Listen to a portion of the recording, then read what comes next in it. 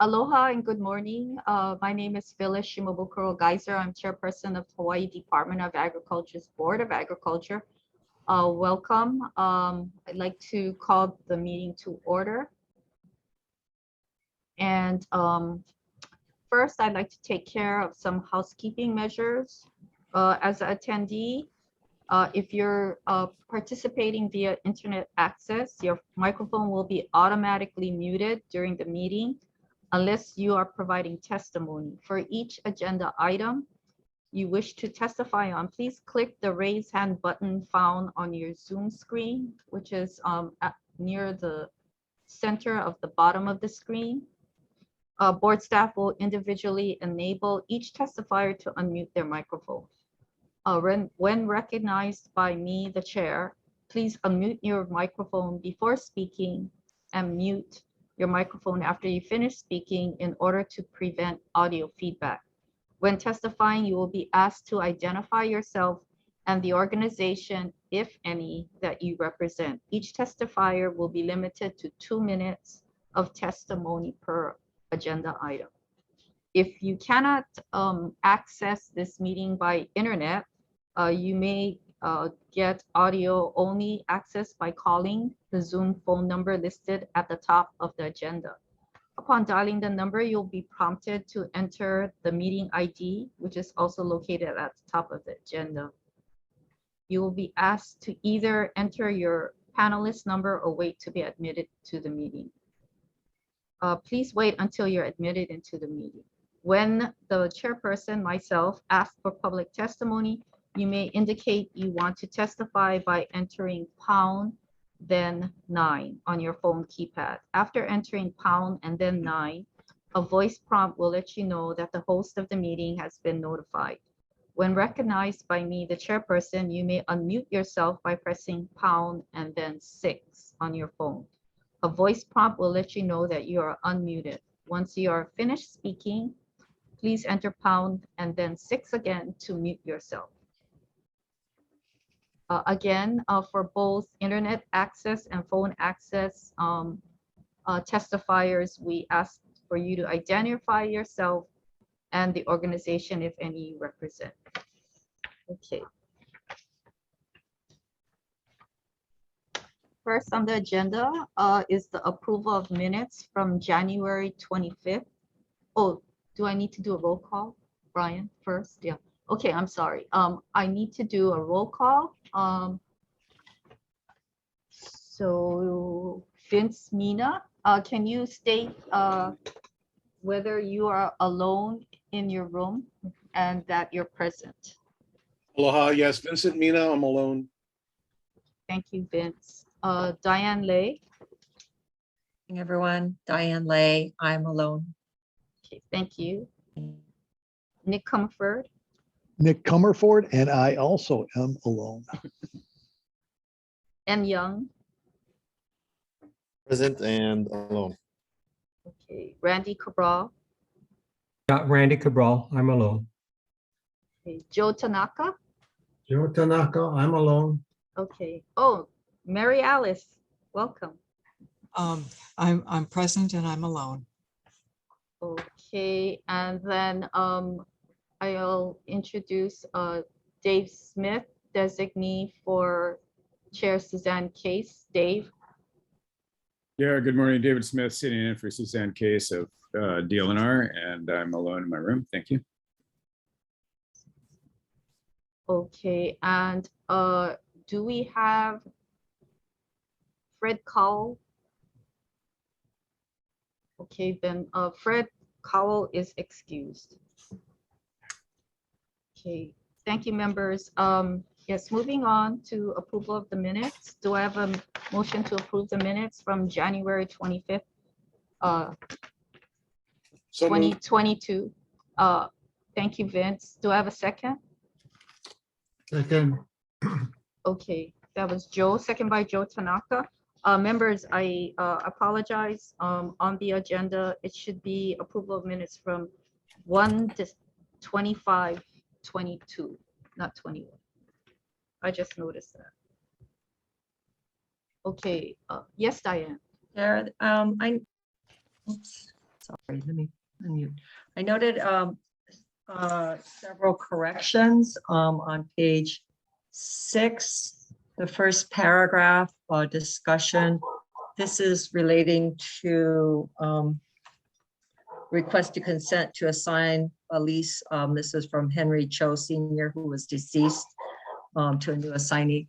And it referenced on line 6, page 6, line 6, it referenced Mrs. Wong said the plumeria was being grown and Mr. Cho's doctor continued to pay the lease rent. I think it's his daughter. I noticed that too. Thank you. Okay. And then just a minor item on page 7, line 17, the word lease is missing an E. Okay, thank you, Diane. Members, Jason, do you have your hand raised? Okay, I guess not. Members, Vince Mina. Thanks, Chair. On page 3, line 22, with Mr. DeCoite's lease, he was going to check, and I wonder if Linda Marai is on the call. If she got any information. He was going to check with the Department of Ag regarding documentation of RUPs, compliance, any violations. Was any of that done, or would this be the place to address that? I think we're just right now we're just approving and correcting the minutes, and then we'll take your question up another time in. Okay, thank Okay. you. All right. Excuse any me, other- Chair. Yes. Chair. Yes. If just for purposes of clarity, could we have a motion to amend the agenda from 125:21 to 125:22? Oh, okay. Because the matter will not be of reasonably major importance and will not affect a significant number of persons. So moved. Okay, moved by Mary Alice. Do I have a second? Second by Diane. Okay. Thank you. Do we need a vote to approve the Yes. amendment? Okay, members, all those in favor of amending the approval of minutes, January 25th to 2022 meeting, please raise your hand. Okay, we have a unanimous approval. Thank you. Okay, any members, any other corrections? Okay, if not, is there anyone from the public that wants to testify on the minutes from January 25th, 2022 board meeting, Board of Agriculture meeting? There are no raised hands from the public. Okay, thank you. Okay, if there's no further discussion, all those in favor of approving the amended minutes for January 25th, 2022, please raise your hand. Okay. I see unanimous approval. Thank you. Members, I'm going to take an item out of order of the agenda. Under new business, you see item number 1, update on the 2020 Agricultural Land Use Baseline Study presented by Dr. Ryan Perroy of the University of Hawaii, Hilo. I'm going to ask Dr. Perroy to do the presentation to the board and the public at this time. Jason, Stephen, can you assist? Yes, I've just moved him forward. Dr. Ryan Perroy, if you could please state your name and organization. Hello, everyone. My name is Ryan Perroy. I'm from the University of Hawaii at Hilo. Welcome, Dr. Perroy. Thank you. Could you please present to your board the project this project was funded by the legislature from appropriation in session 2019 through Act 151. And we were able at that time to work with the University of Hilo and Dr. Perroy to do the City and County of Honolulu's update along with Hawaii, County of Hawaii, and also County of Kauai. Subsequently to that, we did a additional update for Maui Nui, and that additional update was funded by the department's barrel tax special fund, which is the Ag Development and Food Security Fund, which we no longer have, but we did have that special fund in 2020 and 2021. So this is an update to the previous baseline that was done in 2015 by Jeff Melrose, the late Jeff Melrose, and Dr. Perroy. Oh, I see Fred Cowell has joined us. Thank you, Fred. Thank you. I'll turn it over to Dr. Perroy. Okay, thank you very much. I do have some slides prepared. It looks like a host or my sharing is disabled. If someone could let me share, then I could show you guys some maps. Otherwise, I'll just be talking, and that's fine too. But I did prepare some materials. Okay, it looks like that's coming on now. So, all right, great. Okay, do you all see that sort of title slide? Just so I.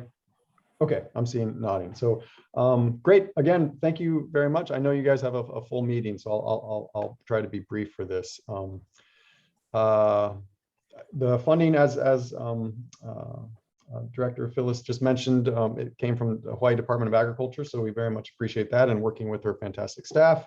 I also just wanted to take a moment and acknowledge all the ranchers and farmers and other members of the agriculture community who were impacted by the COVID-19 pandemic. And so this report was, and the imagery used for this was done prior to the pandemic. So any post-pandemic changes to agriculture will not be reflected in these numbers. And as was mentioned, for the 2015 baseline report, which was spearheaded by Jeff Melrose, unfortunately, he passed in 2017. So also, he was a big loss, and he was a big leader for that 2015 report. And so definitely thinking about him and his contributions. The report and the associated data are freely available on the report on the Department of Agriculture website, and then the data on the different GIS portals that the state has. If you just do a search on agriculture and baseline 2020, it'll pop up. So again, can download the data. We've got metadata associated with these. If you're not familiar with the report, the idea is that it's basically a snapshot in time of commercial agricultural land use activity in Hawaii. We had a 3-acre minimum mapping unit. And if you're interested in any of the other details about mapping protocols or crop categories, that's all included in the metadata, and I could share any information on that. But essentially, we're using high-resolution satellite imagery, other imagery where available, to try to map out the footprints of different agricultural crops across Hawaii. And this was done again with access to the imagery, but also field site visits to confirm that what we were seeing is indeed what was there out on the ground. This is a photo taken of some diversified crops on Maui. And we also tried to do our best to reach out to the agricultural community within the limitations of COVID. In the past, we had done in-person meetings with paper maps and things, but we did this via a lot of Zoom and phone calls, and we also created a web portal to solicit sort of stakeholder comments on some draft layers. And all those orange pins are places where people had comments up for us, and we would try to incorporate those where necessary and valid. Created a lot of nice looking maps. My colleague Esther Collier in the lab did a great job with the cartography. So I'm just going to briefly step through a couple. I think I'll hit all the islands, but I know I'm going to do this quick because I don't want to take too much time. For Kauai, seed production dominates the footprint on the island of Kauai. In the report, each island will have a table like this that shows, the 2015 and then what it is in 2020. For Kauai, some interesting changes, increase in commercial forestry, more than 800 acres. Seed production increased quite a bit as well. And then, some losses to diversified crop. To give you a sense about the type of imagery we were working with, just an example, this is a commercial forestry area outlined in red. And this is a series of images from 2014, 2019, and 2020, showing the types of changes that we're seeing for replanting and cutting and timber in this particular area. So the imagery provides a nice baseline in combination with the other material we have to try to get a handle on what's happening on the ground. Jumping over to Oahu, which is really the heart of the diversified crop, fresh vegetable production in Hawaii. Growth in that going from 9,865 acres of diversified crop in 2015 up to more than 10,000 in 2020.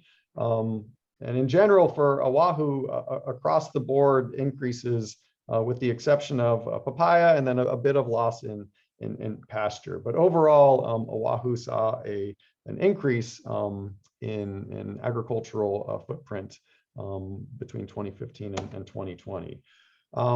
There's interesting pressures as we see in other places as well for development, but this is one particular case. I don't know if you see my cursor, but this Mililani, this area by H2, which had been pasture in 2015, has been converted over to a solar farm as of at least 2019, if not before. And so, losses of pasture, but, gains of energy independence and other things. So again, I think doing this kind of a study allows to see some of these different trends that we're seeing. Molokai, not too much happening other than quite an increase in tropical fruits. They went up 400%, but up 174 acres. Lanai, not too much happening, at least on the agricultural fields. There definitely is a large hydroponics facility Sensei Farms is putting in, but you can see a bit of growth here from 2013 to 2020 for Lanai. The sort of dashed blue is sort of new cropped areas that we see. Before I move on to additional islands, just to take a step back, what you're seeing here is a map from the ALUM study that was done in 1980. And those pink or purplish pink colors, that's sugarcane, right? So 1980 to 2015, I'll just flick back and forth a few times. Again, the dominant story was loss of sugarcane across all of Hawaii, with the exception in 2015 still on Maui, the sugar in the central area here. But shortly after this work was done, sugarcane production shut down fully on Maui. And by what the data we had, no sugarcane on Maui at that time. And so that was a loss of almost 40,000 acres of agricultural production. Offset partially, not nearly up to 40,000 acres, but pretty significant increases in diversified crop, in coffee, in macadamia nuts, and tropical fruits. And so again, certainly the story on Maui is a loss of sugarcane, but there were some pretty significant increases. This is an inset map, and again, there's all kinds of maps like this in the report, but these sort of cross hatching is showing areas which were in production in 2015 are no longer in production in 2020. And the areas outlined in sort of blue are sort of new agricultural areas. So you're starting to see diversified crop and tropical fruits filling in some of these former sugarcane lands, which is, I think, a good story. And then moving on down to Hawaii Island, my home island, increases in diversified crop, a pretty significant loss. We lost one of our dairies. And so that was a kind of a hit to our local milk production. Overall, other increases across the board, minor changes in commercial forestry, agriculture, and such. And sugarcane is back on Hawaii Island. There's for rum production up in Hawaii. There's a small scale of sugar plantings, again, for rum production. Hawaii Island in 2018, as many of you know, was hit with the eruption, the lower East Rift Zone eruption, and that really impacted a lot of our flowers and foliage and tropical fruit growers down in that area, and so they were definitely hit hard by this. Director Phyllis asked us to do something new in the 2020 report we hadn't done in 2015, which was to look at the agricultural parks. And so there's sections on each of those islands with agricultural parks included. This is just an example from Hawaii Island. And then this is the kind of the overall summary table for both at the island and statewide level. Again, the loss of sugarcane on Maui sort of pulled things down. But aside from that, I think the story was in diversified crop, at least, one of increases. So again, I know you all have a long meeting, so I don't want to take too much time. So that's what I had prepared. If there's questions, I'd be happy to try to answer them. And this is my email. If you'd like to reach out and ask any questions later on, happy to address those. So thank you for your time. And that's my presentation. I can stop sharing.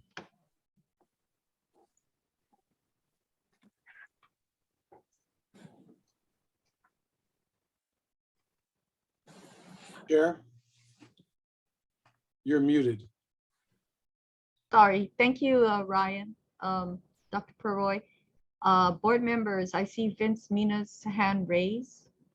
Dr. Perroy, back on the Kauai slide that you had that showed the forested area in 2015, and then in 2020 there was all bare. So that hasn't been replanted. Was that just like a take it all out? So we actually still count that in production. I believe that it is being replanted. So even though there was, they did harvesting, at this point, at least, where it was still sort of actively held. So we haven't, dropped those acres from the count. If it gets converted over to something else, then indeed that would drop down. But just by harvesting doesn't mean that it's taken out of production from our perspective. Okay, thank you. Fred, you have a question? Comment for Vince. That's actually all been replanted since the photos were taken. What's planted there, Fred? With the green energy plant that they have here on Kauai, they're actually removing and then replanting eucalyptus in those areas, and it's part of our energy grid. We get about 5 to 7% from those trees that are being cut and burned. Okay, thank you. Thank you, Fred. Joe, you have a question? Yeah, that was a good presentation. Thank you. Can Thank we you, have sir. a copy of the presentation? Sure, I'd be more than happy to. I can send it as a PDF, and I can share that with Phyllis's staff, and then that may be the best way to get it out to you all. Okay, Yes, thank you. and I apologize. I thought we sent you all paper copies, but we also have paper copies for you. Yeah, it'd be So- great. Okay, so we'll send that out. It was really great to see the rise in diversified agriculture across. And this is 2 years ago too, right? So we still, and those numbers are probably even more. Yeah. Potentially. So board members, what I like to share is, the department has a Just core committee that, kind of works on strategic planning. And so this is very helpful because this was done pre-pandemic. So now we have a baseline.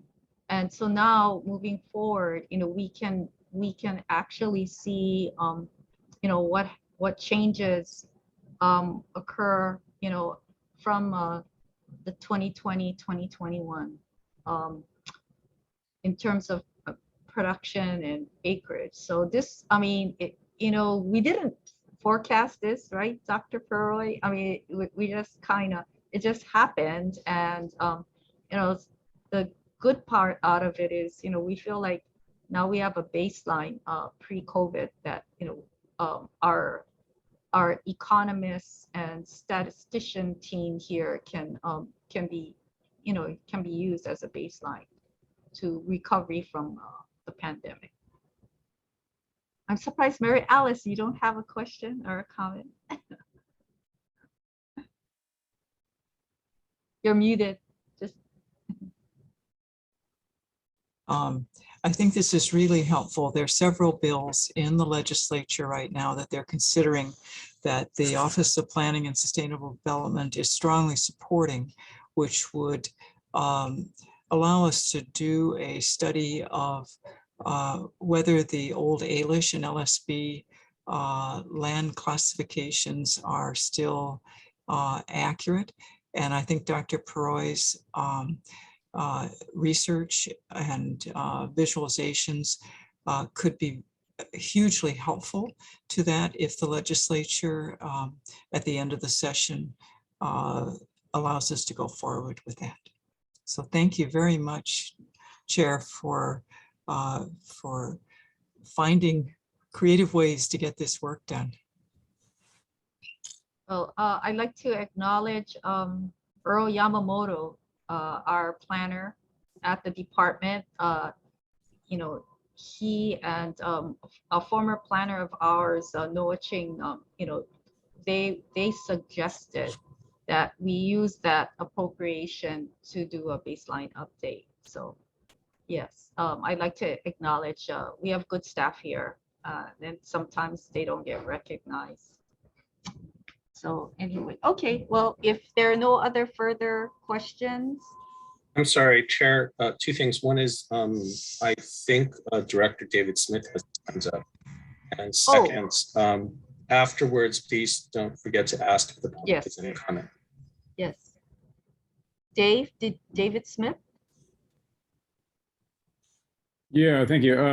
Fred largely answered my comment about the replanting on Kauai for that commercial forestry. I just wanted to add another thing. You know, it's been a big topic of discussion in the legislature with albizia and invasive species, and a lot of that first cut in that area, Fred can correct me if I'm wrong on that particular acreage, but a lot of that original cut was albizia that was taken out to burn in the biomass plant, and then it's being planted with a eucalyptus cultivar that is of higher value for energy, you know, more BTUs per acre or whatever. So anyway, it's a kind of an improved forest management project. Just wanted to add that. And thank you very much, Ryan. Very nice presentation. Good data. Well, thank you very much. Yeah. Okay, thank you, board members. Is there anyone from the, Mary Alice, before I go to the public? Chair, I would ask to be excused for to go to the WAM hearing, and then I'll get back on as soon as I can. Okay, thank you, Mary Alice. Thank you. Is there any member from the public that would like to testify on the presentation? There are no hands raised from the public at this time. Okay, thank you. Okay, well, thank you very much, Dr. Peroy. And we'll go back to the order of our agenda. Back to communications, divisions, from divisions and administration, we have no introductions. First up is one request for a new farmer loan from the Agricultural Loan Division. Could you please allow Gareth to come forward to do the presentation? Good morning, I'm Gareth Mendoza from the Hilo Ag Loan Office, and will be presenting a loan request for Joseph Allen Ashley and Merweel Aquino Branch. The applicants have worked on various coffee farms since 2013 and opened their own 10-acre field in 2020. The applicants are requesting a Class F direct new farmer ownership loan in the amount of $152,150 to finance the purchase of Lot 45 in the Mo'aula Farm Subdivision. A 28% capital contribution will be applied towards the purchase price. The proposed loan term is for 32 years with a fixed interest rate of 3%. Repayments will consist of interest-only payments due annually for the first 2 years and monthly principal and interest payments of $642 thereafter. The loan will be secured by a first mortgage over 17.67 acres of fee ag zone property in Pahala. A first UCC security interest will also be taken over the farm's assets. The new loan will provide the necessary funds and allow the applicants to realize their dream of owning the land they farm on in perpetuity. Staff recommends approval of their loan request. Okay, thank you, Gareth. Board members, do I have a motion to approve? Diane, moved by Diane. Do I have a second? Second by Nick Comerford. Okay, members, we are in discussion.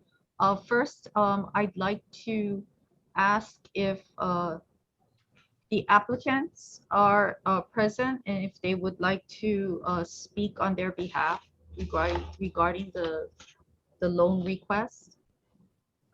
I see Joseph Ashley. I was just calling up Joseph Ashley. If you could please state your name and organization. Yeah, my name is Joseph Ashley. I'm also here with Marywell Branch. She's sitting right beside me. Hi, I'm Marywell Branch. Good morning. Good morning. Thank you for joining us. Would you like to speak to the board regarding your loan requests?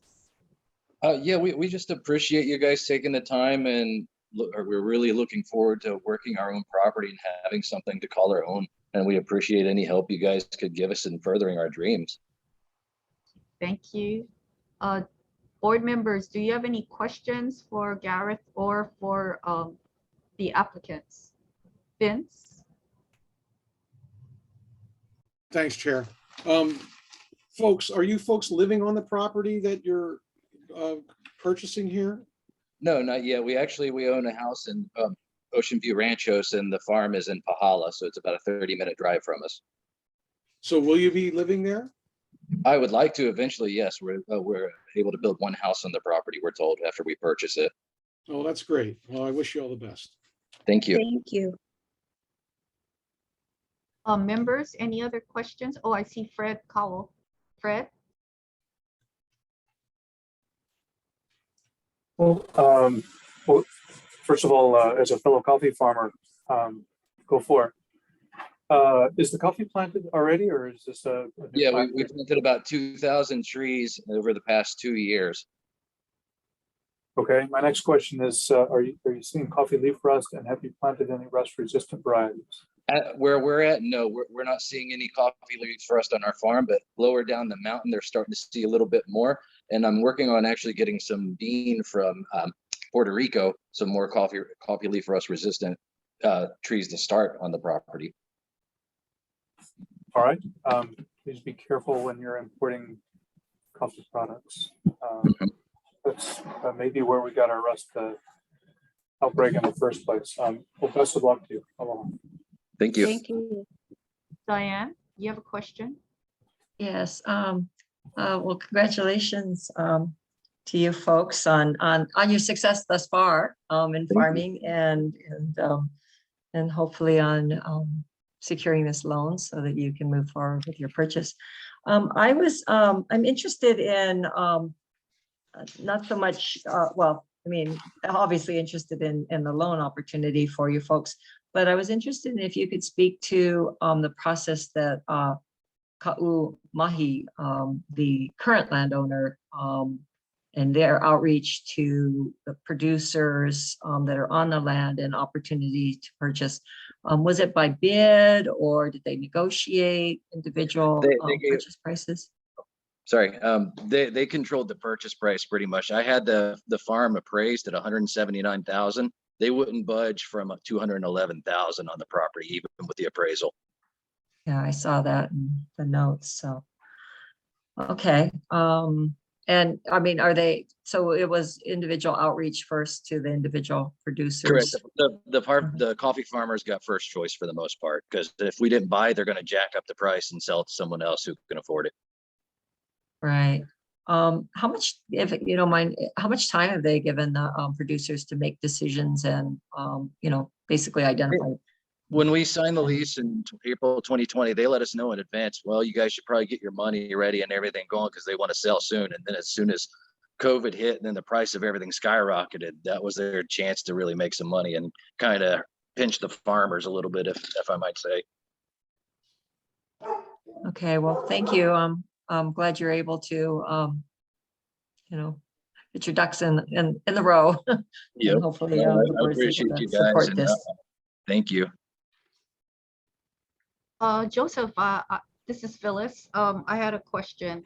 Yes, ma'am. The department was approached by John Assam. And I was just wondering if you both participated in some of the meetings that the department coordinated with John, and then also USDA, FSA, and American Farm Credit. So I was just wondering if Gareth was also representing the department in those little informational meetings. I think we coordinated with the federal agency and the private ag lender. Yeah, we went to the USDA meetings that they had for loans and everything. Okay, great. So just for the board's information, the department assisted the Pahala coffee growers with trying to coordinate having some kind of workshop for the growers that were approached by the private landowner to buy their leases. The coffee co-op did really well about coordinating that and helping the farmers in that retrospect. They were really on top of it. Great. Vince, do you have a question? Yeah, Chair. Thank you. Joseph, so are you folks, do you have a wish list as to what could be done in agriculture to help support the vitality of those lands moving forward? I could use a tractor. Okay, so it's equipment, infrastructure. Yeah, I mean, equipment's good. I mean, what's Kahu Maui, what they're doing now, they're actually putting in an asphalt road, which is going to benefit the farmers tremendously, because I couldn't imagine having to drag a tote of water up to the very top of the mountain where my farm is. But what's also nice is we have irrigation on the property. There's a water hole, a lava tube that never stops flowing up there. So we have a 4,000 gallon catchment tank right at the top of my property that's always full that feeds a mile long line to the farmers all the way down to the middle of the properties. Well, that's great. Thank you. Thank you. Okay, thank you very much. Board members, if there's Stephen, if there's no one else from the public that wants to testify. There are no other hands raised in the public. Okay, thank you. So board members, are we ready for the question? Okay, if no other further discussion, all those in favor of approving the request for a new farmer loan? All those in favor, please raise your hand. Okay, we have unanimous. Dave, are you voting? Yes, okay. 1, 2. Okay, so we have unanimous approval of 8 votes with Mary Alice absent. Thank you. Thank you. Thank you. Moving on. We have a presentation from Agricultural Resource Management Division. I believe Linda Murai is presenting.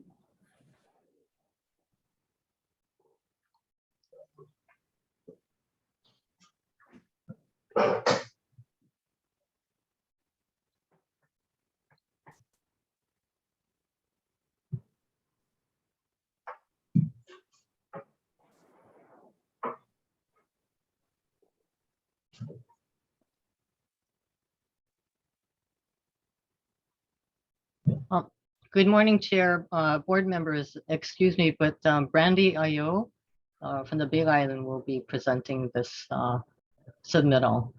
Okay. Could you please move her up to the panel? Yes, thank you so much.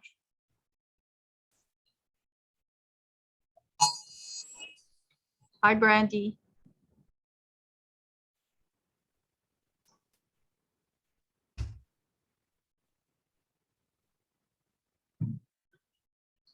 Good morning, Chair and members of the board. Can you hear me okay?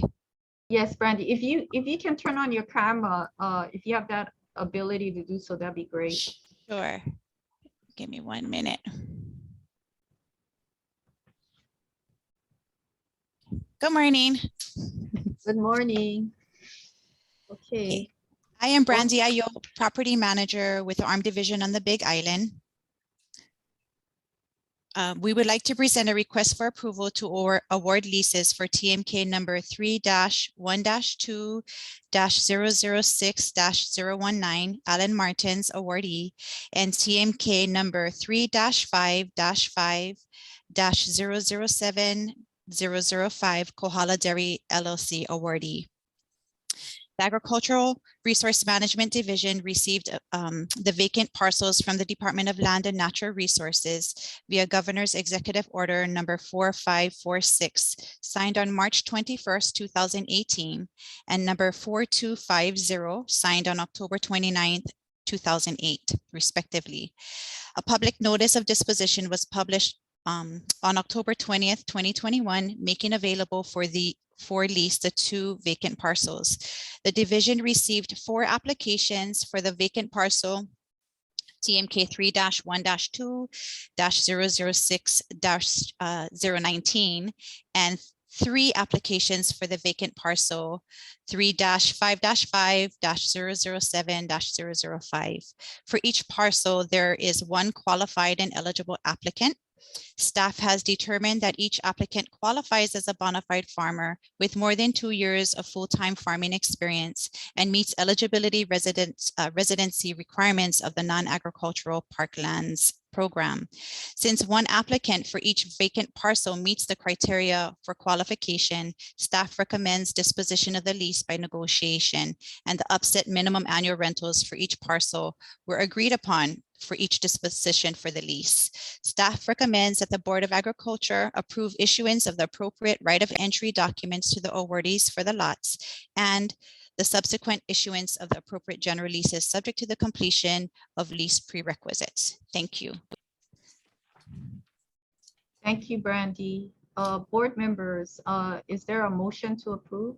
Moved by Diane. Is there a second? Second by Fred.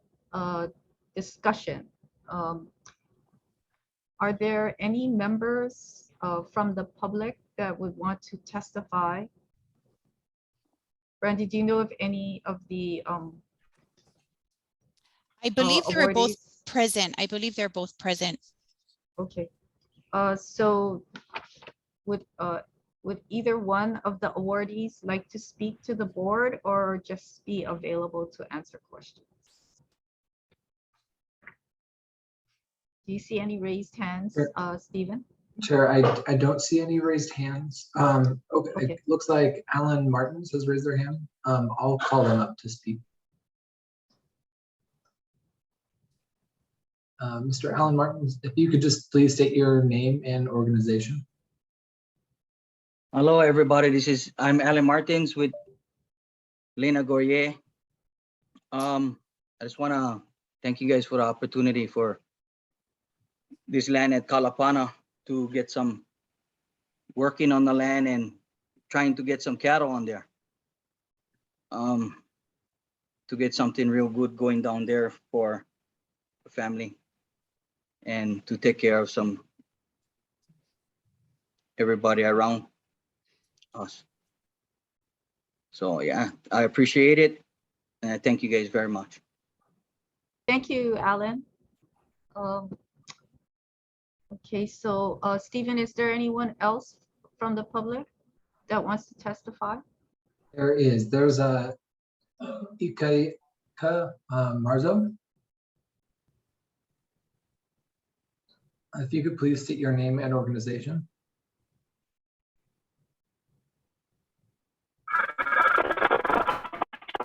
Hello, everyone. My name is Ikai Camarzo. I am from the Big Island of Hawaii, from the District of Kalapana. And, you know, we are so happy, and I speak on behalf of Rays. We are so happy to be a part of a community effort for our community, because we have lost, during the lava flow in 1983 to 1991, we have lost our identity of who we are. And part of who we are was Paniolo.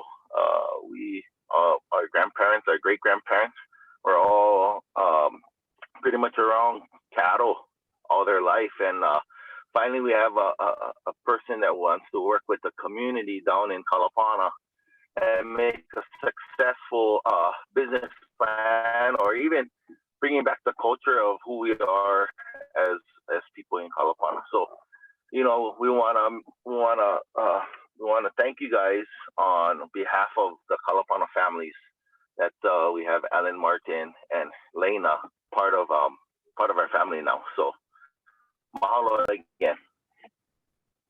Thank you, Ikaika. Okay, Stephen, if no one else from the public wants to testify at this time, then I'm gonna call on the board members for their questions. Okay. So Randy, followed by Diane.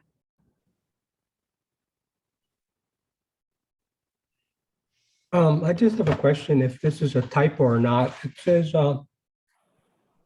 number 4250 signed in October 2008. Is that correct, or was it 2018? Randy, can you answer that question, or Linda? I would have to check on that. I don't think it's a typo, but let me check on that for a minute and I can get back to you. Okay, because if it's 2008, I was just wondering why it took so long to be put out for bid. Linda, do you have a response for board member Cabral?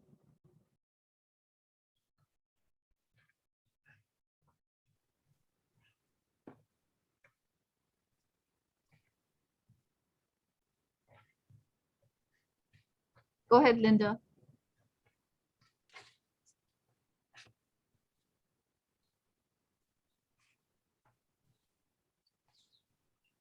Linda, are you there?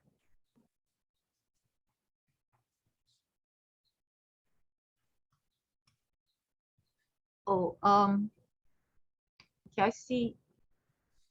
Okay, why don't we come back to that? We'll go on to Diane Lay and then followed by David Smith. Thank you, Chair. I just had a quick question for Alan Martins. Can you give us a brief history of your current farming or current ranching operation? How many head and where you're located?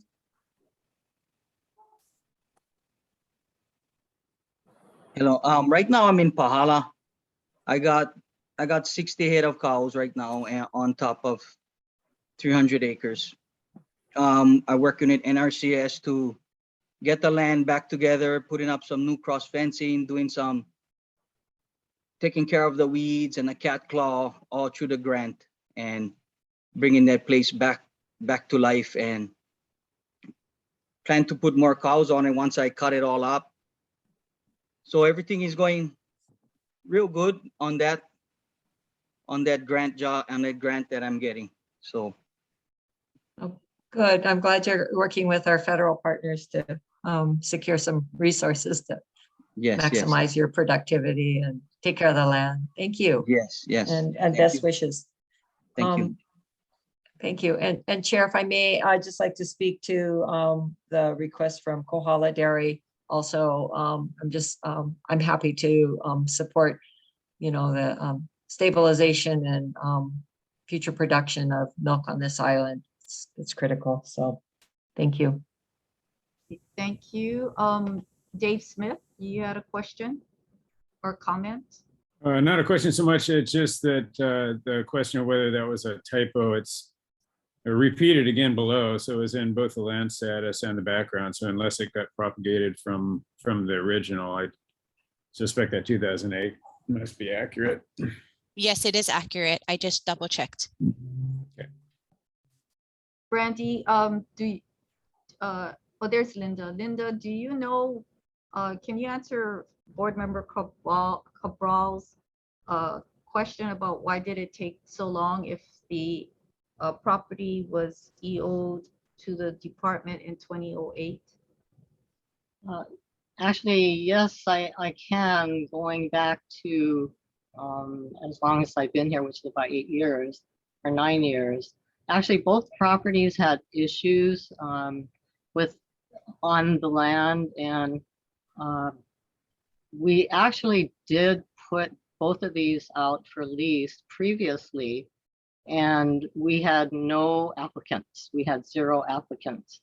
The Hawaii land where Kohala Dairy, which they put their application on, there is a reservoir which needs to be decommissioned, which means it would become the responsibility of the lessee to take on this decommissioning of the reservoir, and which would cost, I mean, we were given figures 500,000 to $1 million. And so based on issues like that, we did not have applicants previously. However, with the changing real estate market, and this is my opinion, that land is far more valuable now. And so we have more people, more ranchers, more farmers looking for land. And because the department offers very reasonable rents, taking into consideration certain issues with the land.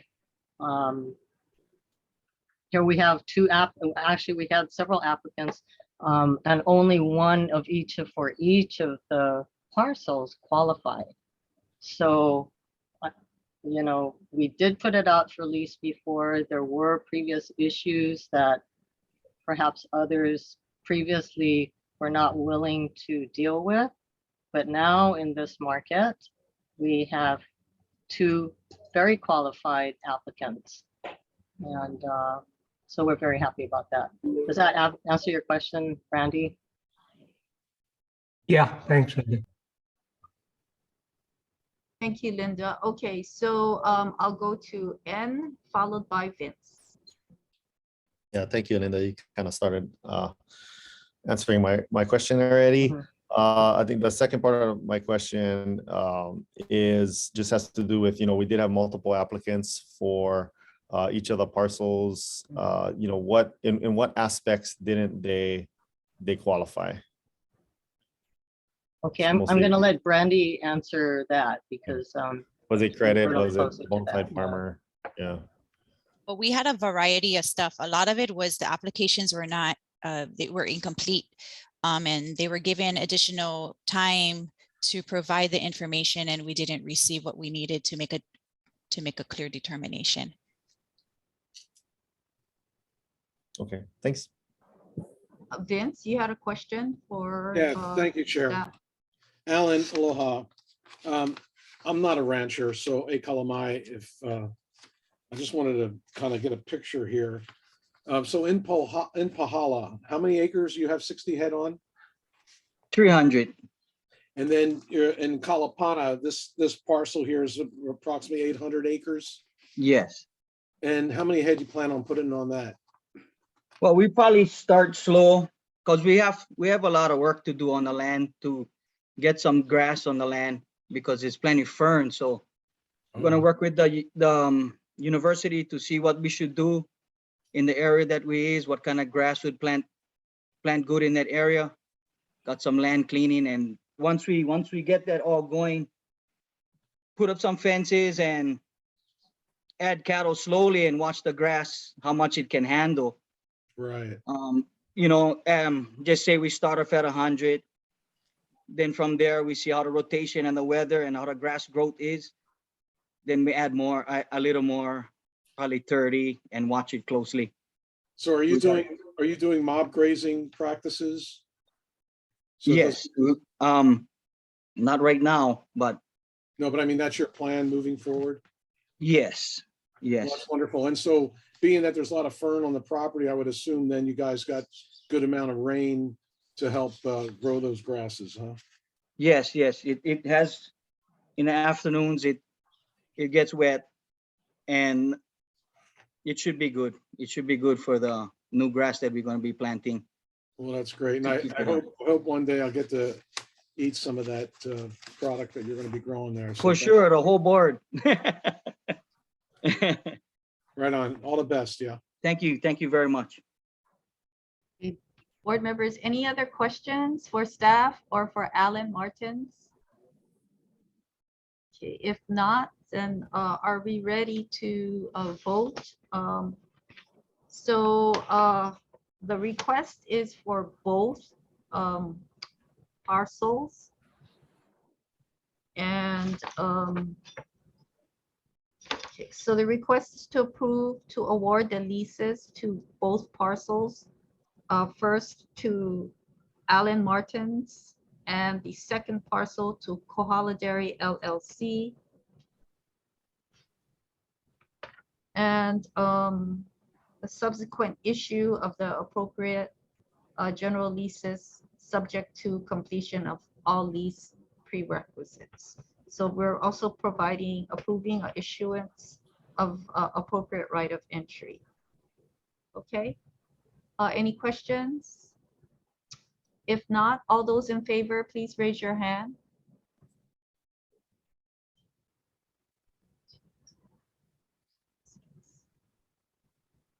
Okay, we have a unanimous approval with Mary Alice Evans excused. Chair votes aye.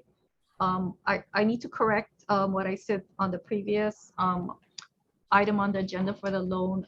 There were 9 unanimous approvals. Okay, well, congratulations, Alan. Good luck. Thank you, thank you, thank you, thank you very much to the whole board. I appreciate it, and I thank you for this opportunity again. Okay, take care Thank now. you. Yes, Bye. you guys too. Mahalo. Okay, moving on. There is no old business.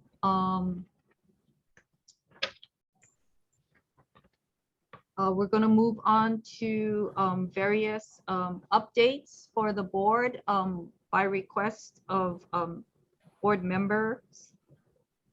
Second on the agenda is an update on avian influenza. We're going to ask Dr. Jason Moniz to provide an update to the board.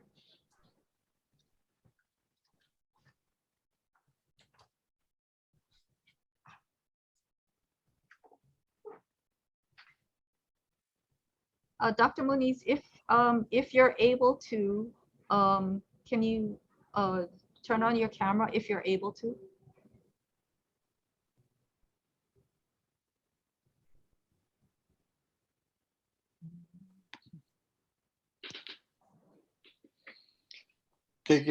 Okay, yeah, we can see you.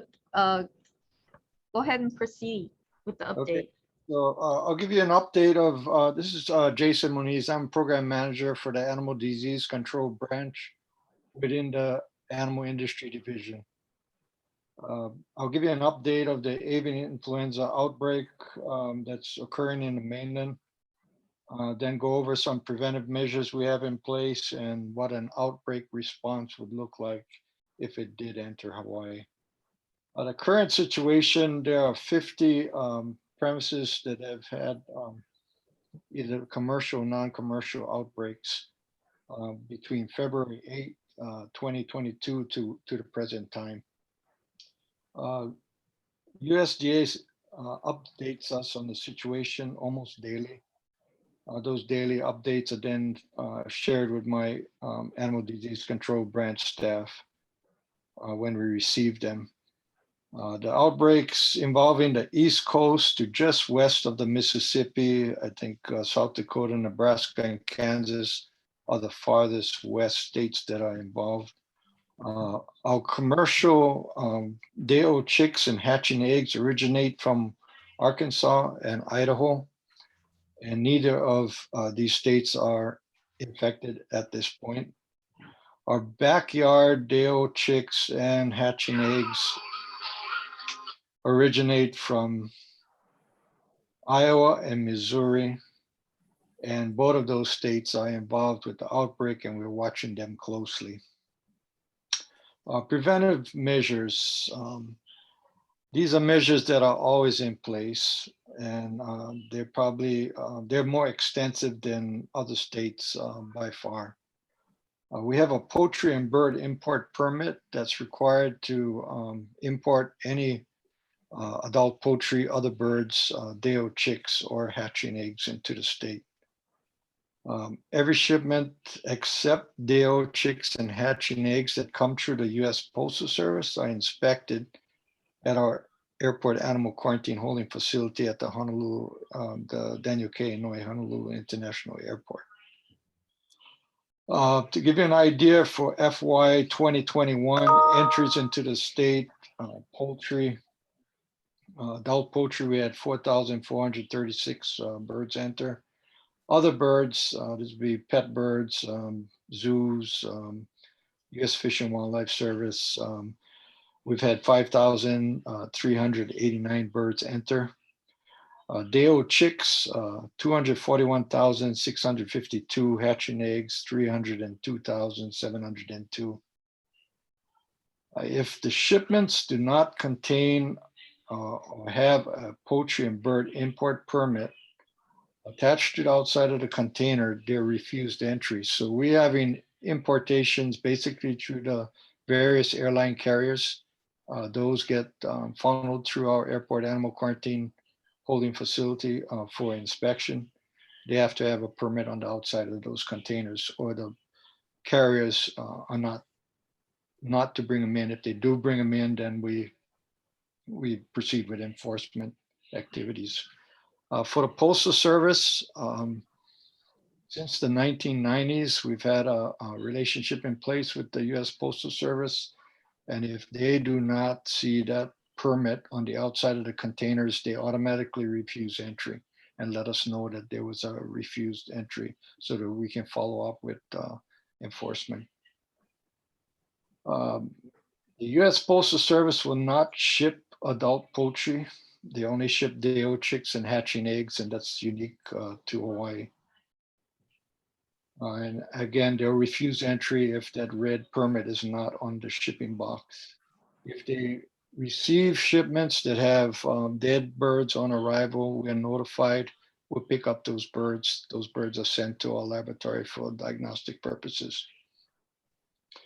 In addition to the permit, the shipments either have to have a certificate of veterinary inspection accompany it, or a National Poultry Improvement Plan certificate attached to the shipment. Once we inspect those shipments, we create an inspection record. We have physical addresses and post-arrival quarantine requirements are placed on these shipments. The length of the post-arrival quarantine is dependent on the type of bird and risk associated with it. Shipments with deaths on arrival are held pending review and laboratory testing. Avian influenza surveillance occurs annually. We're doing that each year. It's going back for quite a few years now. On sick birds, that goes on continuously. So those are preventive measures that are in place all the time. So preventive measures that are enhanced with the avian influenza outbreak include the poultry and bird import permit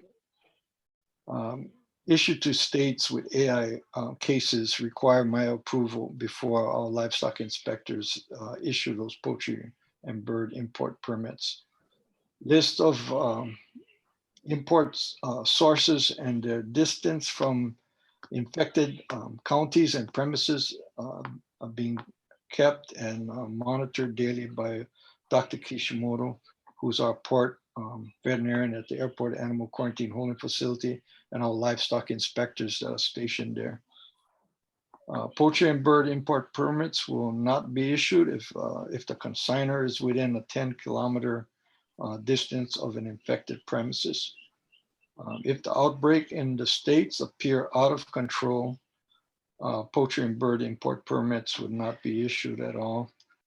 That action was taken actually back in the 2015 avian influenza outbreak when we had more than 200 commercial premises involved in that outbreak. The outbreak was so sporadic that we pretty much lost faith in where the next outbreak would occur. And those states that had heavy infection, we actually discontinued issuing those permits. The University of Hawaii Extension Veterinarian and the livestock agents that work with her are doing outreach with commercial and commercial poultry producers. So those are some of the enhanced prevention activities that are in place. As far as an outbreak response, basically, if we got a call that birds are sick or birds are dying, diagnostic PCR tests would be run. We can run, we'd actually split those samples. They'd be run in the state at our Department of Health laboratory, which is part of NOM's national laboratory network that does testing for various livestock and poultry diseases. Following, once we have a diagnosis, or if we have a strong suspicion of a diagnosis, there's a high pathogen avian influenza response plan that is in place that would be followed. Quarantine of the premises would occur, and likely quarantine of the island affected would occur. Incident command system would be put in place. We would look to veterinary services to assist with not only the local staff, but potentially bringing in staff from the mainland to assist with the outbreak response. We'd expect to start depopulating, hopefully within 48 hours. As it stands right now, we need a diagnosis from the national lab before that can occur, but we would expedite trying to get those samples to the national lab. Normally, it takes us 48 hours. I think working with veterinary service, USDA veterinary services, we could get samples there in 24 hours. Infected zones, buffer zones, control zones, surveillance zones would be put in place. Euthanasia would occur with the use of carbon dioxide disposal would likely occur at the landfill. We have some experience with that, and to be followed by cleaning and disinfection. So that's kind of briefly the situation with avian influenza right now and what's in place. I can take any questions that you might have. Okay, thank you, Dr. Muniz. First, Randy, I'm going to ask if there's anybody from the public that has any questions or comments for Dr. Muniz. There are no hands raised from the public. Okay. So Randy, go ahead and ask your question. Hey, Jason. Question, have we ever had an outbreak in this state? And the second question would be, I mean, there's a lot of private jets that come into Hawaii. Are those subject to inspection to make sure they're not bringing in not only poultry, but any other potential imports that shouldn't come in?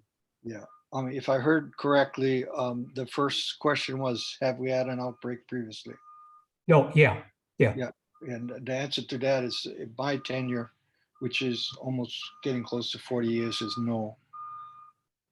Okay, and then as far as private aircraft or even private ocean vessels, all first line of defense within the Department of Agriculture is off-plant quarantine inspectors. They're intercepting all the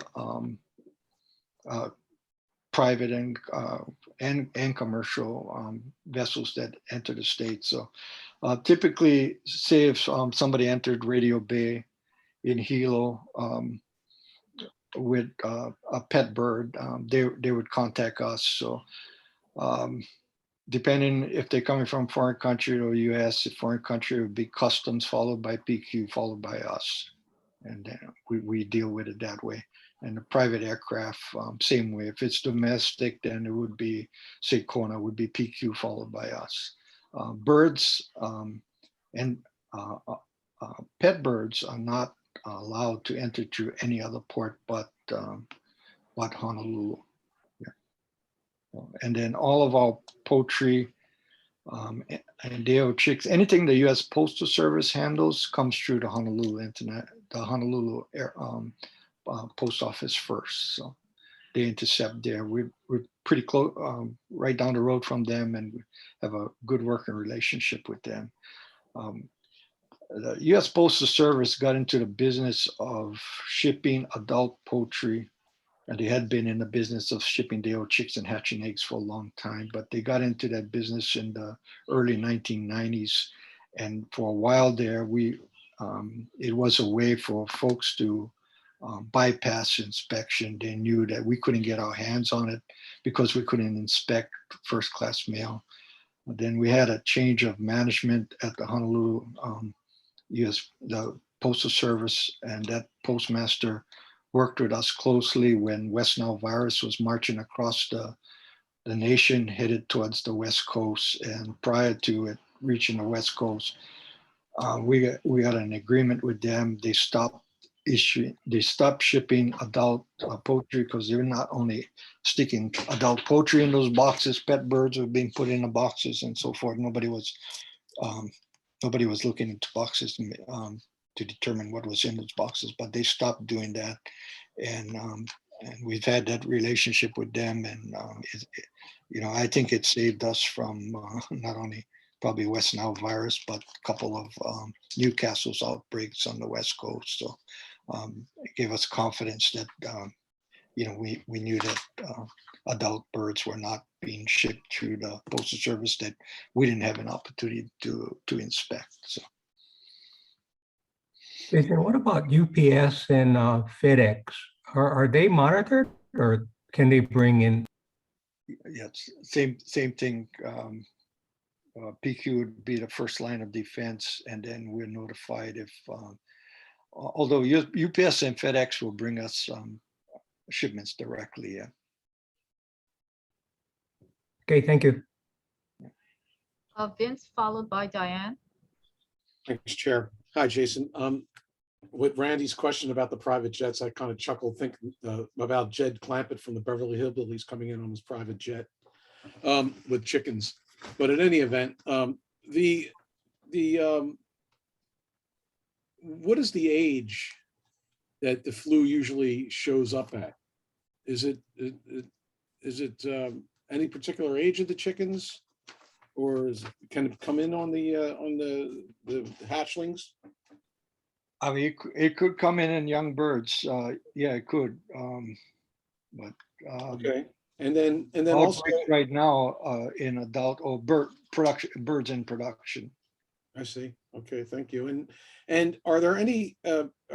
Is the department ever taking any of the wild birds that are on our islands and inspecting them to see what they're carrying, if anything?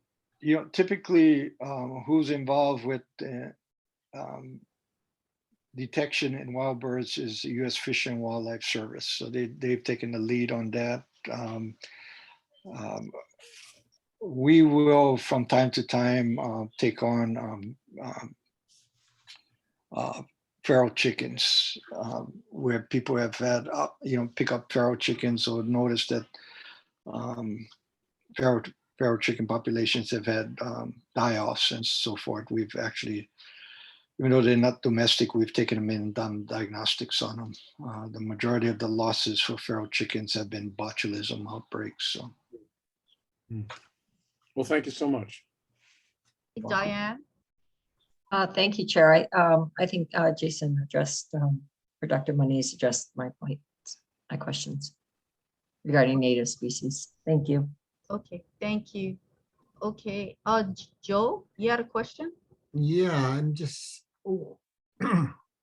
I wanted to know about the rejection rate and why are we rejecting the birds? Can you give me some example of it?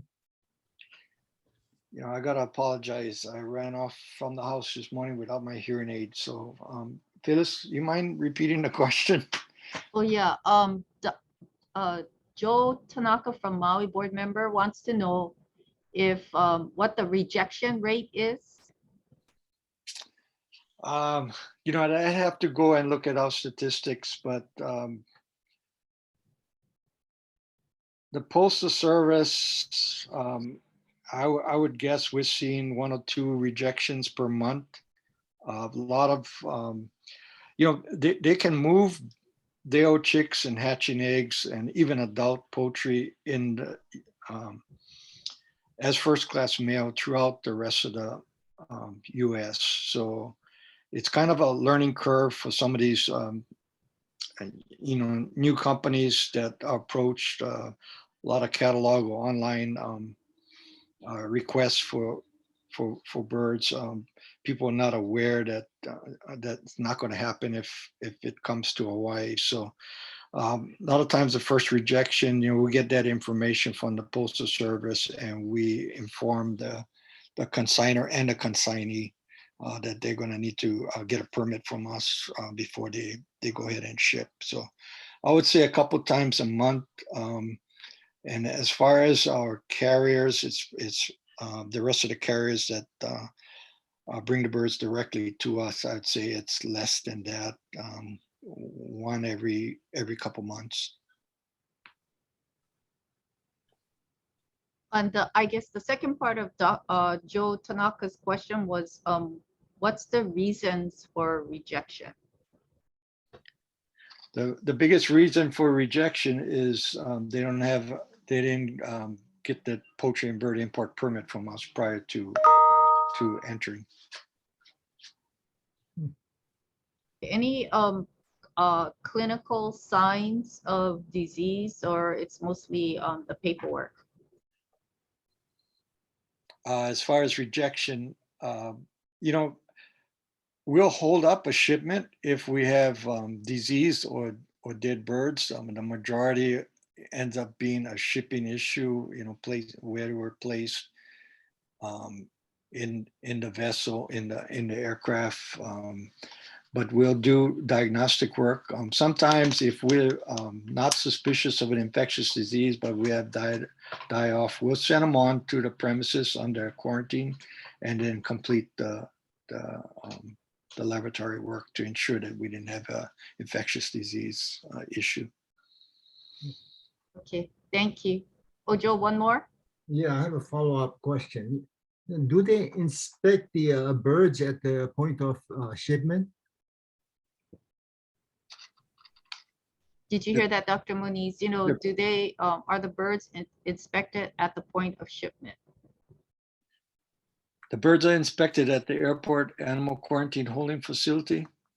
The day-old chicks and hatching eggs that come through the U.S. Postal Service, we do not inspect those unless there are losses. Then we go over to the Postal Service and do it there. And then commercial day-old chicks and hatching eggs that enter, we actually, since it's such large volumes, we end up going to the carrier's freight office and doing the inspections there. Okay. If not, then thank you, Dr. Moniz. And we have 2 more presentations. under new business. Thank you, Dr. Moniz. Thank you. Okay, I'm going to move to, because Board Member Mary Alice is has not rejoined us. I'm going to move to the last presentation under new business, presentation on allowable agricultural activities by Ag Resource Management. Linda or Brian?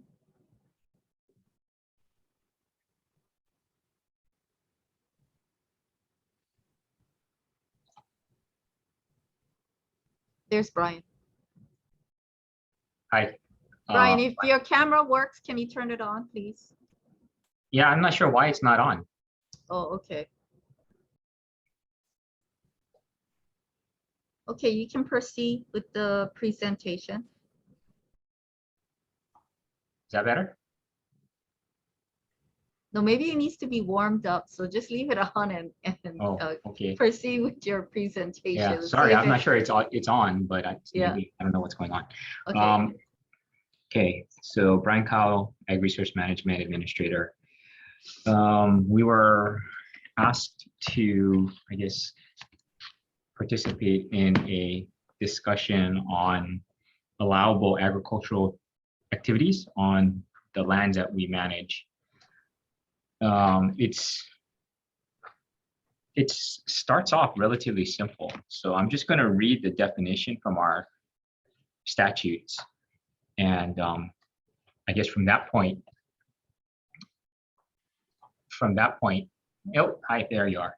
From that point, I guess, just take questions from the board. So the definition of an agricultural activity in Chapter 166 HRS is it means the care and production of livestock products, poultry or poultry products, or apiary, horticultural, or floricultural products, or the planting, cultivating, and harvesting of crops or trees, including tree farms. And that's pretty much it. The rules, the administrative rules, just refer back to this definition here.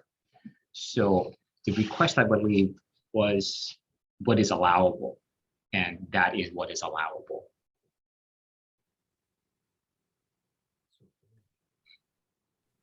Okay. Are there any members in the public that have a question or a comment? Jason, before we move to board members. There are no raised hands at this time. Okay. Randy, you requested this, so do you have a question?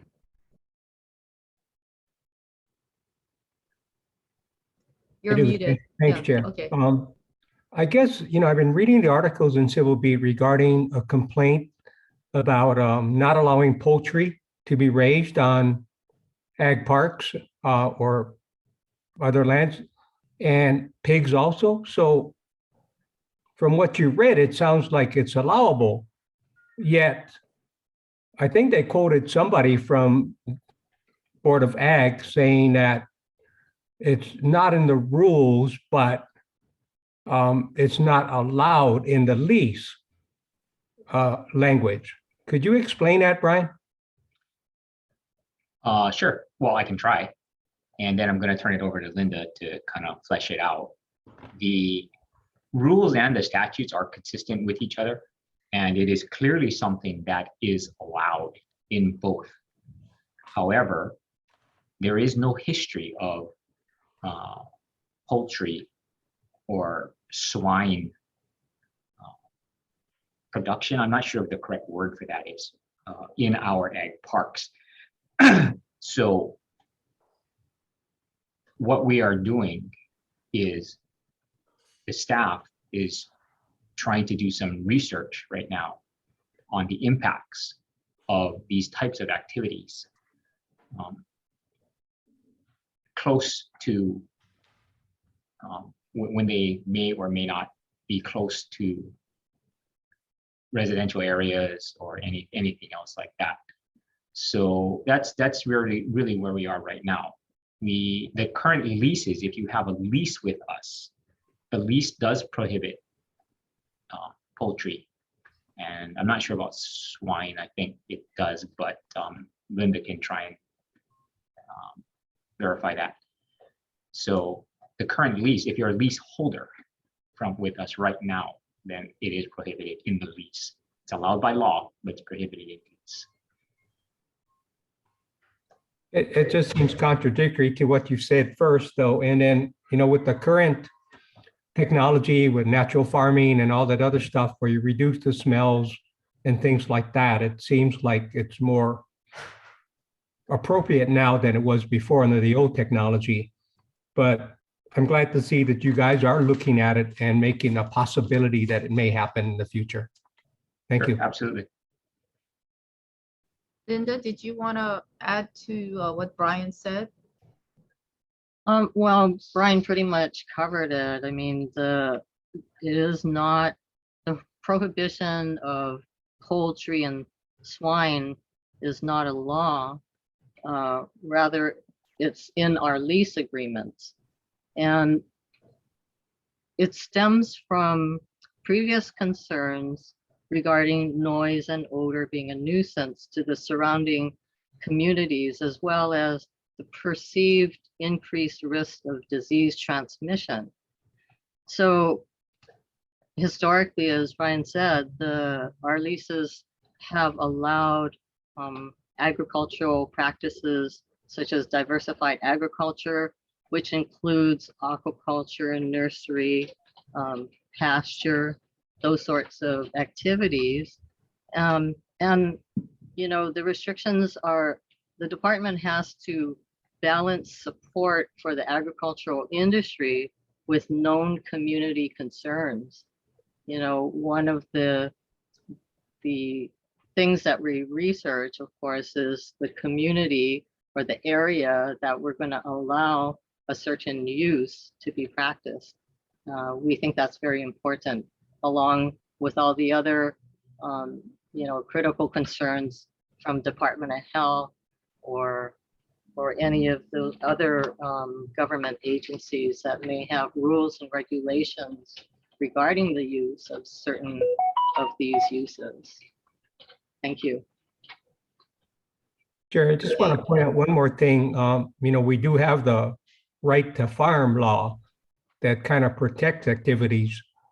So just something to consider also. Thank you. Okay, thank you. So noted. Vince, you had a question? Yeah, thank you, Chair. Linda, so is this a case-by-case basis then regarding the leases? No. It's a blanket. You cannot have swine or poultry. Right. And to Randy's point, right now with Korean natural farming practices and lactic acid bacteria being able to be used, that mitigates a lot of that. So, a concern I would have is that, with rising fertilizer costs doubling, petrochemical fertilizer costs doubling, really giving the farmer the tools he needs to lower his inputs is critical in this day and age for farmers to actually, make ends meet and make a living at farming. So I would be supportive of the department, looking at ways to be able to do it on a more of a case-by-case type of basis than just have a blanket, especially since it's in the statute to be allowed. Vince, let me clarify that. That's exactly what it is. It is going to be a case-by-case basis. The research that we're doing is of a general nature to look at exactly what you and Randy have mentioned here, and that there are new techniques to raising these types of animals that do potentially minimize impact to the surrounding community. So that's what we're doing. And should a potential lessee desire to do that, then we'll definitely take a look at their situation. It's going to be different, obviously, if it's an egg park that's out in the middle of nowhere. versus one that is in, close to like Waimanalo or something that's close to some residential areas. There may be different metrics for that, but it is definitely going to be a case-by-case basis. It's something we will consider given the new techniques that are available. Well, that's great. Thank you. That's my concern. Diane? Just to follow up on that, Brian. So you're saying that currently it's the lessees in the ag parks that are prohibited.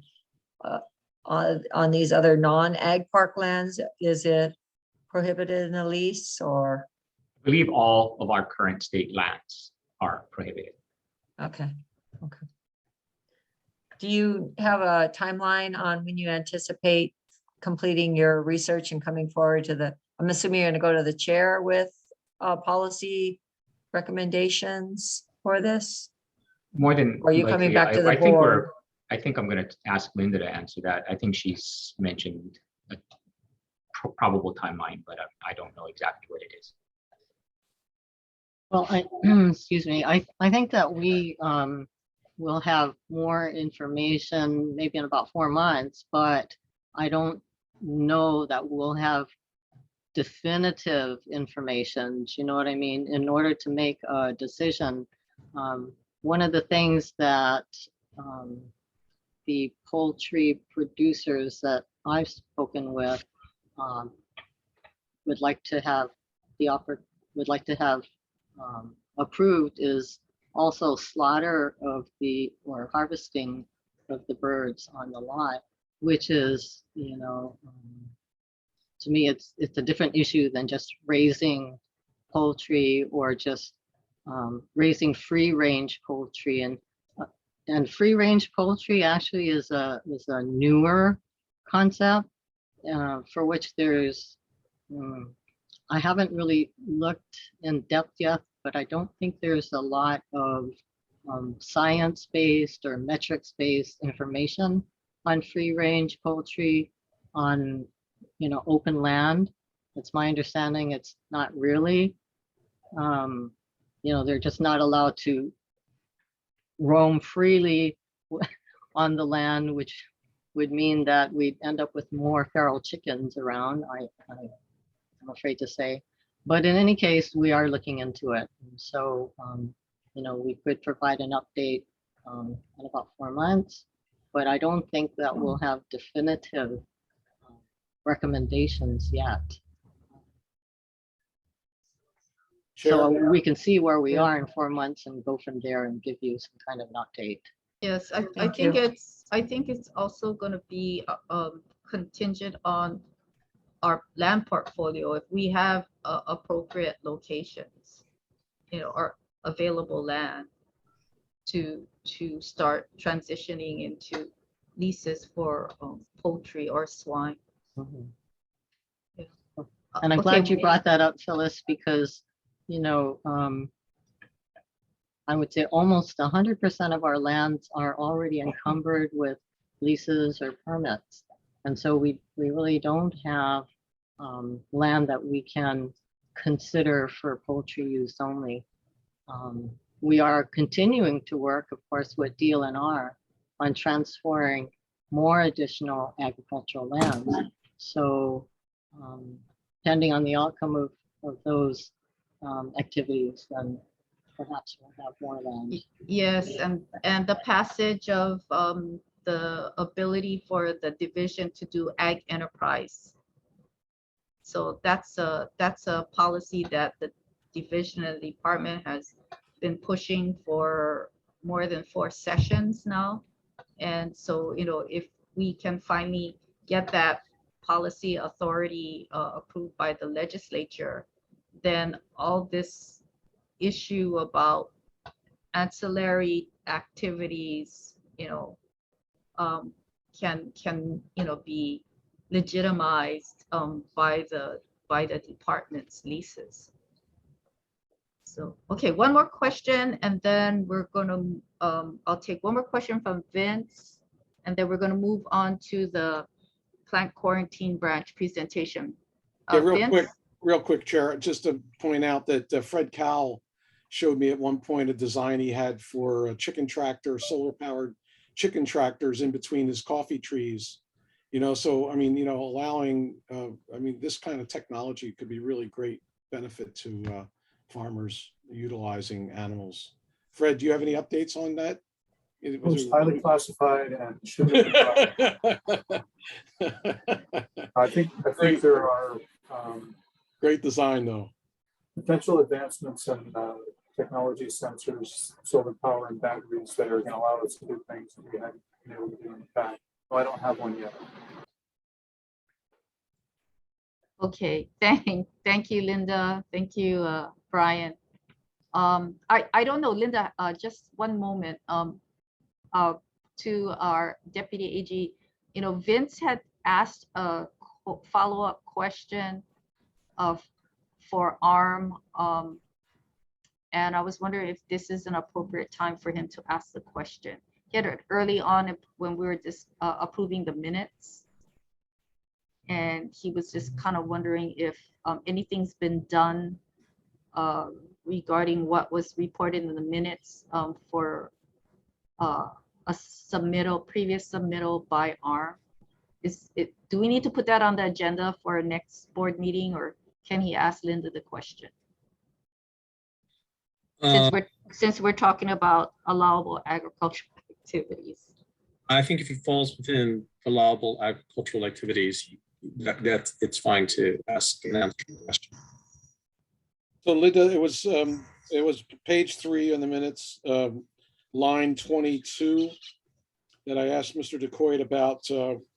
He said he would check with the Department of Agriculture regarding documentation of RUPs and compliance and any violations that could have occurred on the agri-genetics land that he was getting the lease transferred to.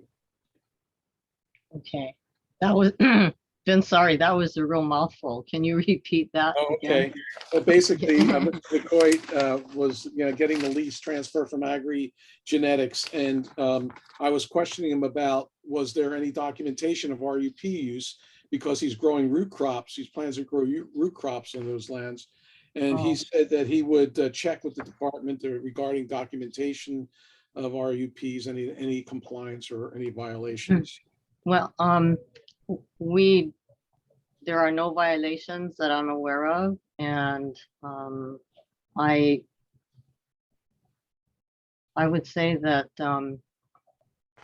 Mr. DeCoit did his own due diligence, and being a very knowledgeable and experienced farmer, I'm quite certain that he would do as much due diligence as possible, and going forward, if he found anything suspect, that he would cancel the assignment, which he has not. In fact, it has gone forward and it has been reported. Okay, so he did check in with the department then. Our department, I don't know if he checked with our pesticides. I'm sure he did. They have, they have a pretty close relationship with our pesticides group there. Okay. But he was comfortable enough to, to close the transaction and to take possession of the lease. Okay, thank you. Thank you, Chair. Okay, thank you. Okay, so the last presentation that we have, it was requested by Mary Alice Evans, but she hasn't returned, but it's going to be by Plant Quarantine Branch. She was interested on getting an update on the quarantine restriction on Ohia and the Plant Quarantine Branch's enforcement actions. So can we have Jonathan Ho do the presentation for Plant Quarantine Branch?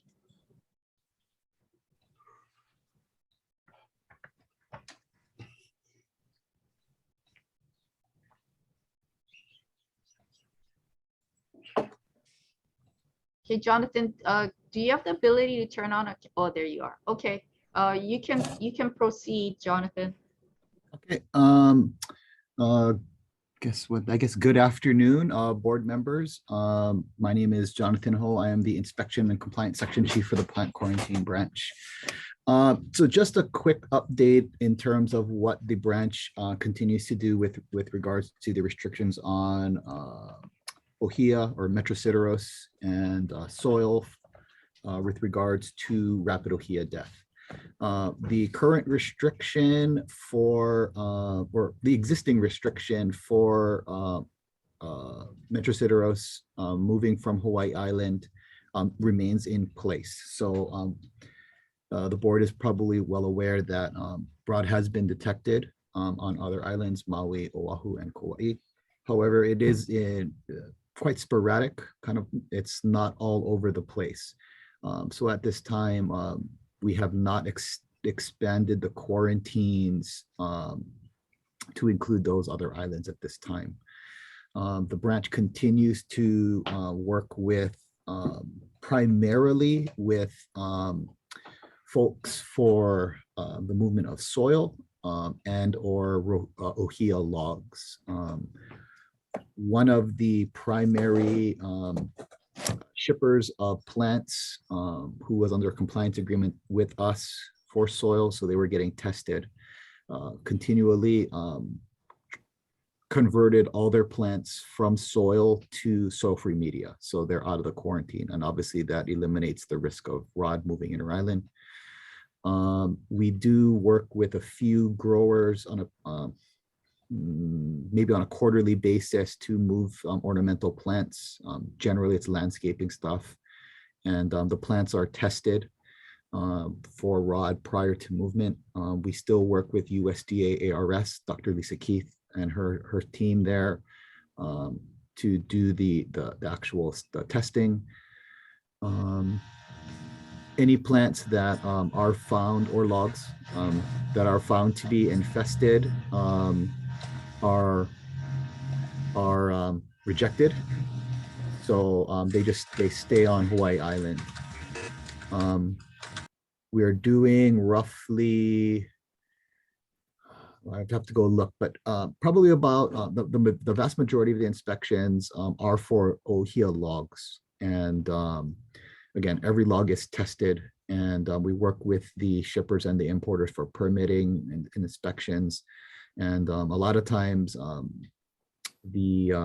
not every log passes. So to fill orders, we do have to do inspections, 2 to 3 times potentially, so we can get enough logs to meet an order for the shippers. The branch is still part of the rod working group, so we participate with that, and keeping in contact with our partners, DLNR and the ISCs and other NGO partners. Mary Monarch is coming up later this year. The staff, we will have some increased presence at the ports after Mary Monarch. Based on funding, we're kind of targeting specific days that are most likely to have folks traveling. The halaus have been very, very good about being very cognizant of how to, of not moving Metrosideros from Big Island and leaving it there. I think last year, the first 2 years, it was pretty hectic. The last couple of years, it's hit or miss in terms of what we're getting. We're getting like single digits per port. So the outreach and has been very effective, and people are very well aware of the enhanced risk of spreading or further spread of rod throughout the state. Yeah, I think that's pretty much it. Well, maybe sorry. There was a slight delay. Lance Sakino, the plant specialist, he retired at the end of December. So I was kind of playing double duty for his position until we were able to get a temporary assignment in the middle of February. So Techi Lancaster is temporarily assigned into Lance's position. So she's been moving all the permits and working with stakeholders to get things done. And then again, if there's any questions, yeah, please let me know. Okay, thank you, Jonathan. Board members, we're gonna have to, Jonathan, if you can put together some notes, because, Mary Alice, in addition to the minutes, Mary Alice unfortunately didn't return back to our meeting. She's left to attend the budget hearing before WAM. So she requested an update for Rod. Can do. I can get something together. Okay. And that's the last of our new business presentations. I do want to go back. I'm sorry, I was remiss in the announcements, or no, the introductions. No, I'm sorry.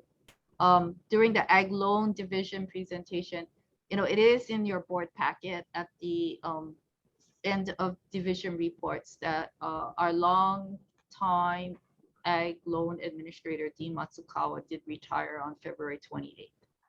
So we are in the process of recruiting for that position. So in the meantime, Deputy Morris Atta is acting Ag Loan Administrator. He has experience in commercial banking law, so he enthusiastically accepted the temporary assignment. And we do have a bill moving, as we reported to you with our legislative package. Oh, Mary Alice, we just concluded the update on OHIA. So Jonathan will put together the notes. And was there anything specific you wanted to ask before we adjourn the meeting regarding the enforcement?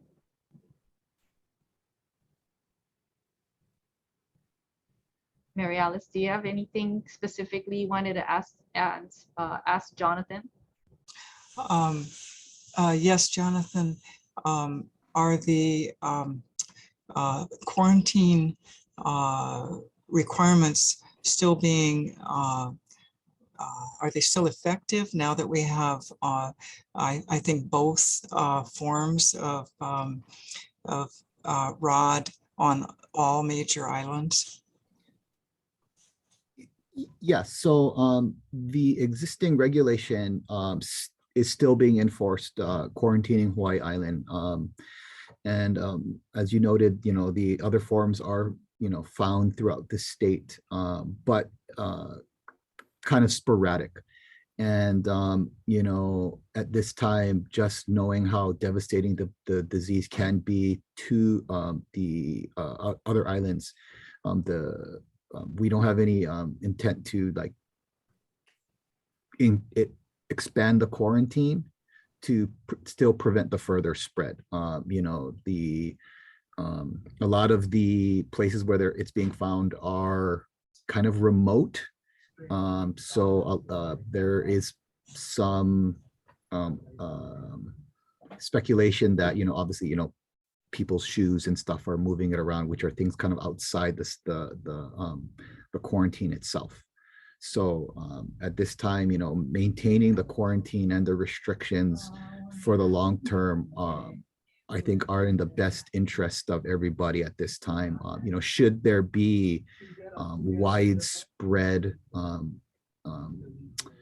detections throughout a particular island, which would then potentially further increase spread to the other islands, obviously we would have to come before the board to expand the quarantines.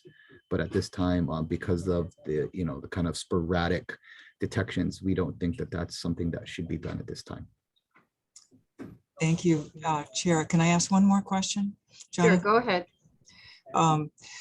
Would it be DLNR's role to add hiker shoe decontamination?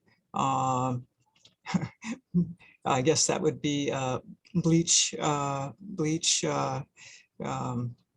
things at trailheads, so that hiker shoes would not be carrying the fungus in and out of remote areas with trails.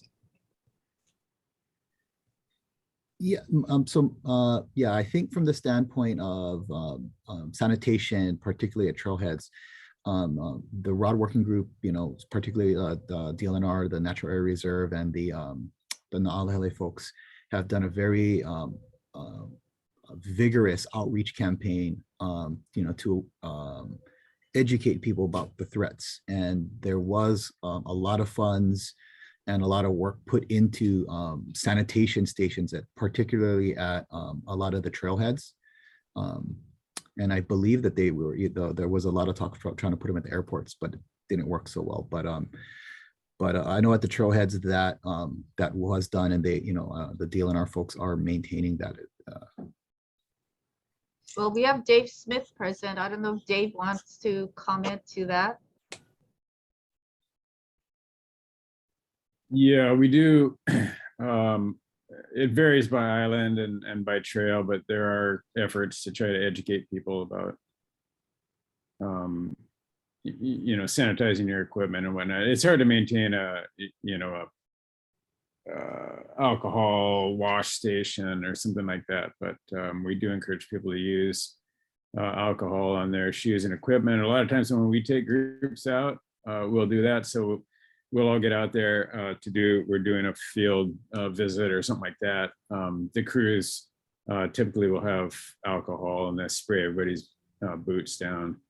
And so that's standard operating procedure for a lot of our field crews and anybody visiting with us. And so we encourage that type of activity to help to minimize spread.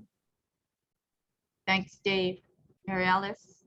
No, thank you very much. I'm very impressed and hopeful based on that, both education and of course alcohol.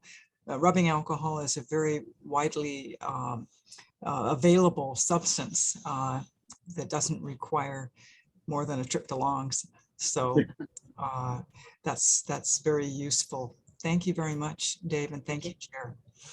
Okay, so just before Mary Alice returned to our meeting, I was just going to mention that we were talking about ag loan and the retirement of Dean Matsukawa. Yes, he retired February 28th. Oh, too bad. Yeah. With over 30 years of service to the state. He's been a great partner to DBED, working with our seabed grants, and has allowed us to work with value-added manufacturers of ag products. We're just, I'm sorry to hear that he retired. Thank you. So we are actively in recruitment. So we're advertising nationally for the position. But one last piece, parting piece, we do have an admin bill. It's still alive. It's to establish a separate ag emergency loan program fund.